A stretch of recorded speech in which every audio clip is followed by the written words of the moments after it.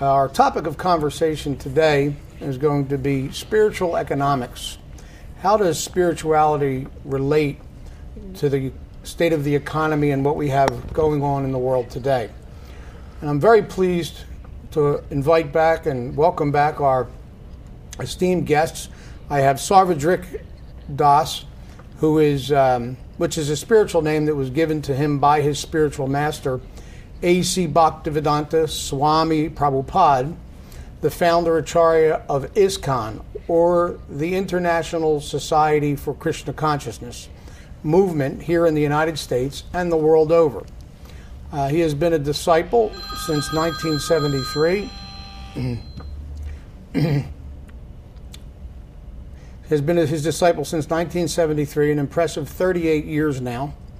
Sarva-drk Das lives in a place called Prabhupada Village, named after his spiritual master and located in Sandy Ridge, North Carolina. It is a residential farm community.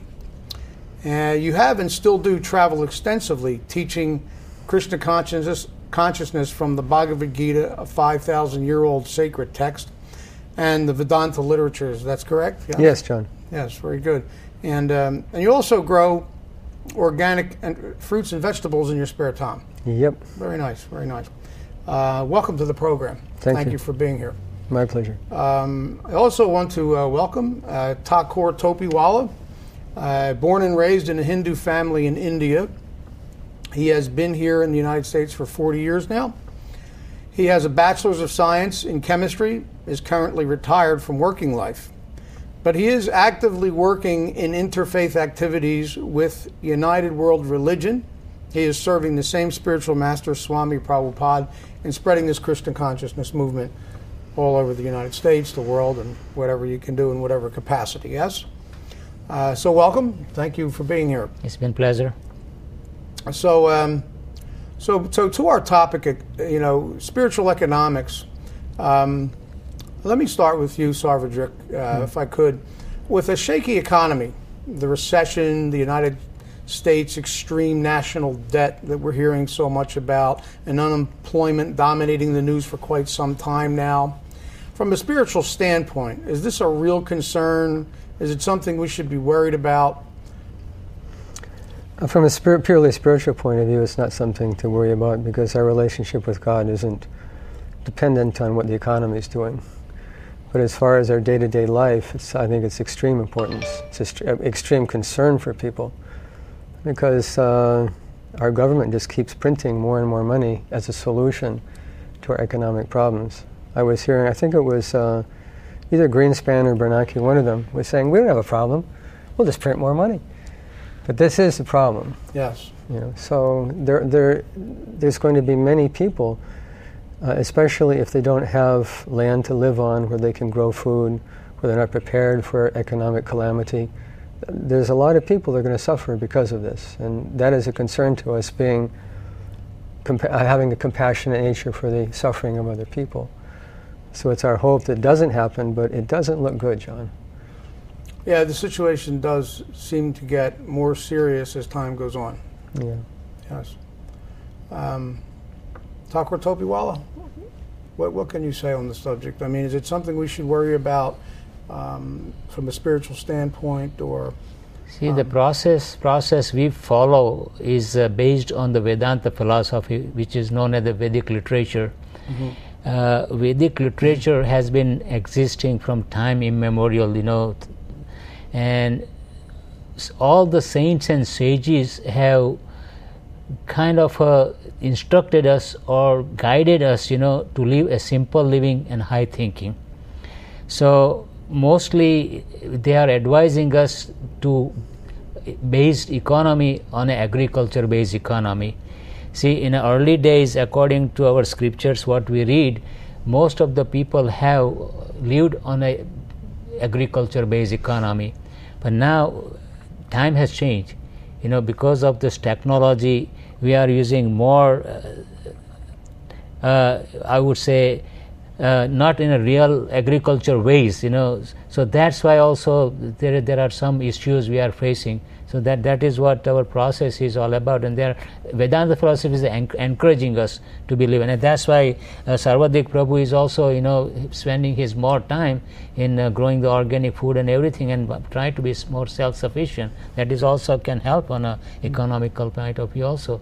As opposed to being dependent on industrial farming and everything, yes. Yeah, I think industrial farming is one of the main problems. Instead of having small, sustainable farms where people are producing food for their own family's consumption and for the consumption of their neighbors, we have these huge mega farms and producing monocrops, thousands of acres of wheat or thousands of acres of corn. And if that crop fails, there's going to be a lot of people going hungry. Whereas if one small farmer's crop fails, then his neighbor may be successful and they can depend on each other, and that interdependence creates stability in society. But when there's this huge, when farming becomes a mega business run by huge corporations, society will suffer from that. And I think unfortunately, I think time will prove me correct on that. Yeah, and it seems as though we're also seeing the effects, the cancer rates going up from all the pesticides that are sprayed on the fruits Absolutely. and vegetables because of the mass farming. It's the only way to control the insects. And, people are eating this on a daily basis, and it's, causing all kinds of sickness and diseases that we're now seeing that they don't know supposedly why they're getting worse, why the numbers are getting higher. And what it's really coming from. But much of it is from that, as well as polluting the earth and our waterways and all the rest. See, on the other hand, according to the spiritual standpoint of view, the killing also animals is a sinful act from the mankind. So that is also causing the problem, because nowadays the scientists are also coming up with the statistical that by eating all that meat, which is very heavy to digest and causing so many cancer problems and everything, cholesterol problems, everything.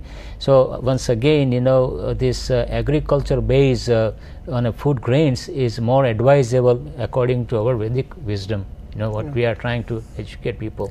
So small, personal, family-oriented, sustainable farming. Sustainable farming, and which is one way to have a simple life. And compassionate too, because people work to get money so we can buy food.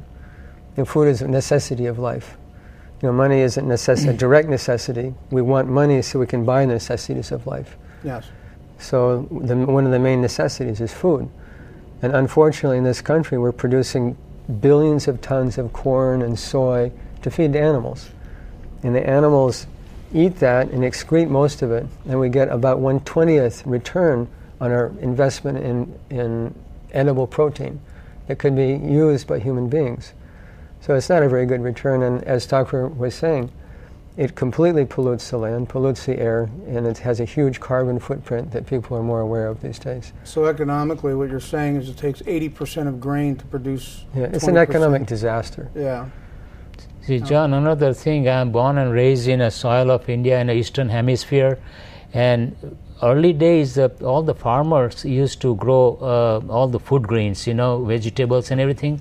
But now, to get a better return, they are growing the tobaccos, because more people are depending on this smoking and everything, and tobacco brings more money and everything, and then in return they have to buy food grain for somebody else. So it doesn't make a sense, because of all the stress level and everything, people are becoming more and more dependent on alcohol and smokings and drugs and everything. There are a lot more people like growing drugs because they are getting more money out of the drug business than growing the food grain. So it seems like we are getting in a wrong direction for our economical growth. Yeah, absolutely.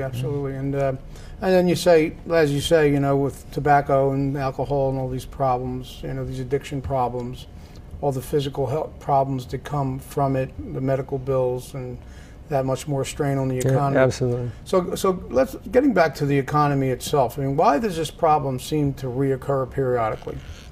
I'm not an economist, but it seems to me that the main problem is that we're just printing money to pay our bills. It has no value.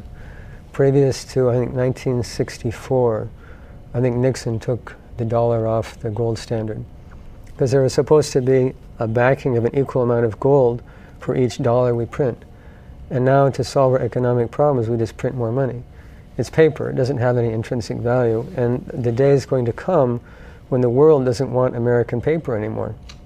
And that will create disaster. Because if we have to, for example, if we want to buy oil, on the oil market now, we can buy oil with our dollars. But if the dollar isn't the accepted currency in the world markets, then we have to buy, say, yen or the British pound sterling or a euro with our dollars, then they're going to want a whole lot more dollars for that same amount of oil. Sure. And it's going to completely thrash our credibility in the world market. It already has. And it was just recently downgraded, I think. Yes. AAA to AA+. And that's a huge black eye for America. Yeah, it really is, yeah. Did you see that on the Time magazine? Predicting this. I mean, they were predicting this was going to happen, yeah. And it'll only get worse, because there's no substance to it. It's just a piece of paper. Yeah. And we agree it's valuable, and only because we agree it's valuable do we exchange it for the things we actually need. We don't need paper. We need food, we need shelter, we need clothes, we need a community, we need warmth. These are the things that are required for life. But we've created an artificial situation based on pieces of paper, and this is the root cause. See, another point of view, according to the spirituality, gambling seems to be sins. In every religion, they will try to discourage the gambling process, And what is happened, our whole economy is in a gambling process, actually, stock market and everything. You never know what's going to happen. And even now we are including or educating gambling in our education system also, the lottery tickets and everything. So in a way, in a deeper sense, when we understand that process, the gambling always can create an economical problem also. It seems like it's a growth, but at the same time, on a spiritual point of view, we are occurring the sins. So indirectly, we are liable to get some kind of a backlash. Sure. Yes. So, what do you think the solution is, or is there one? I think on an individual level, people should rein in their desires and be satisfied with what comes easily by the grace of God, and not buy things they can't afford with a piece of plastic. People go out to the store and they see something they have to have because they saw an advertisement somewhere or heard it on the radio, or their neighbor got one that's bigger than theirs or better or more modern than theirs, and they have to get one. So they go out and they pull out their plastic, I'm going to buy it. But they don't have money for it. So the average American, I read somewhere, carries thousands of dollars of credit card debt. And that's a huge burden. Tens of thousands, yeah. Perhaps. Yeah. How can someone be happy in their life with that huge, sword of Damocles hanging over their head? How can there be any happiness and peacefulness in life with huge amount of debt based on an insatiable desire that's never to be satisfied? And you go out and I have to have this thing, and they go buy it, and then more debt and more debt and more interest on their debt and interest on interest on interest. And people, how can they live? Again, not sustainable. Not sustainable. Yeah. So on an individual level, people need to rein in their desires and live within their means.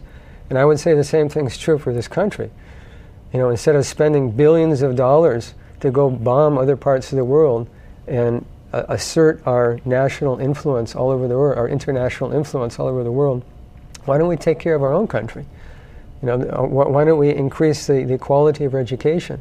Why don't we pay our teachers more? Why don't we have women's shelters? Why don't we have orphanages? Why don't we do something for the infrastructure of this country instead of trying to solve all the problems all over the world in someone else's country? Yeah, keep it more localized. Yeah, we've got billions and trillions of dollars to spend overseas. Meanwhile, we have people standing on the street corner with a can, we'll work for food, please give me some money, I'm out of a job.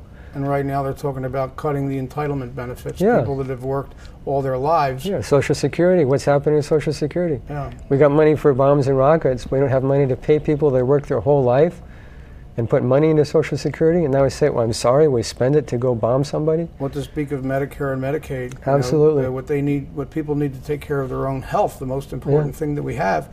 And they want to cut those programs. Yeah. It's bad.